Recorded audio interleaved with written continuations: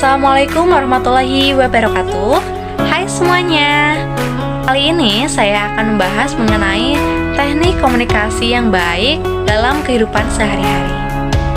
Nah, pernah gak sih kamu merasa salah paham sama teman, keluarga, atau rekan kerja?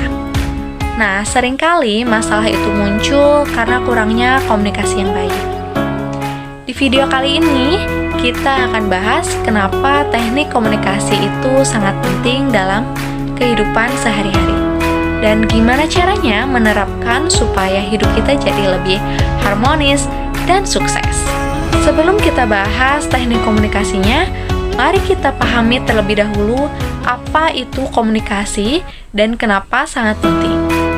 Komunikasi di sini adalah proses ketika seseorang menyampaikan pesan baik secara lisan, tulisan, maupun lewat bahasa tubuh kepada orang lain. Jadi, komunikasi itu enggak cuma soal berbicara, tapi juga soal mendengarkan. Lalu membaca ekspresi wajah, atau bahkan sekedar mengirim emoji di chat WA kamu. Nah, setiap hari kita pasti berkomunikasi.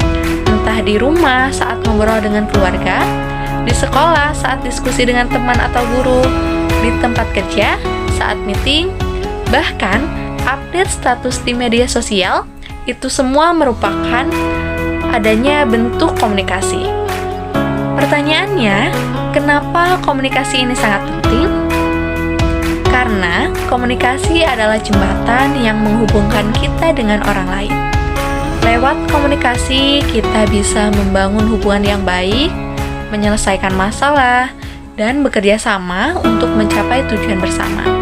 Misalnya nih, di keluarga, komunikasi yang baik bikin suasana rumah jadi lebih harmonis.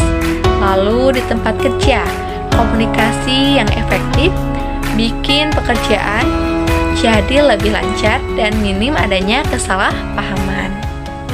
Tapi, kalau komunikasi kamu tidak berjalan dengan baik, komunikasi kamu buruk, pesan yang kita sampaikan bisa disalahartikan loh.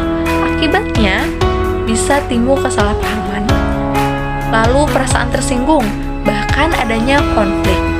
Makanya penting banget buat belajar teknik komunikasi yang baik supaya hubungan kita dengan orang lain tetap sehat dan produktif. Ini dia teknik komunikasi efektif yang dapat kamu coba. Yang pertama, komunikasi verbal yang jelas dan tegas. Komunikasi verbal adalah cara kita menyampaikan pesan melalui kata-kata. Agar pesan kita tersampaikan dengan baik, gunakan bahasa yang sederhana dan jelas. Hindari juga penggunaan kata-kata berbelit-belit atau terlalu panjang, karena bisa membuat lawan bicara bingung atau kehilangan fokus.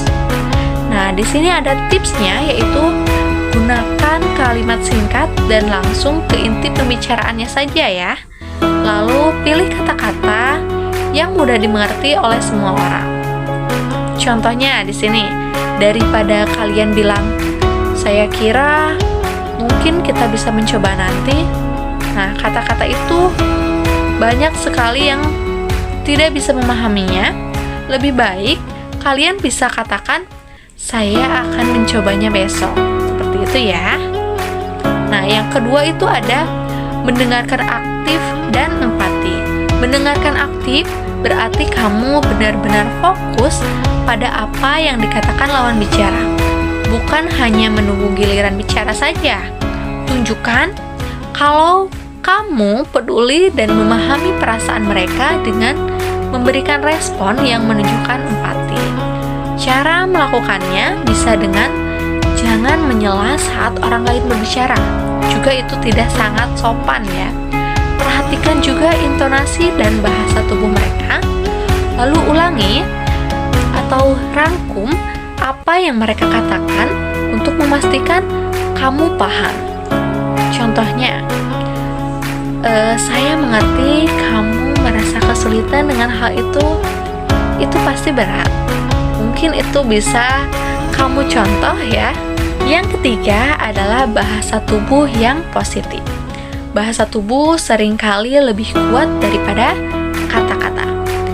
Kontak mata yang cukup, senyuman, dan gestur tubuh yang terbuka seperti tangan tidak disilangkan membuat pesan yang kamu sampaikan terasa lebih ramah dan meyakinkan.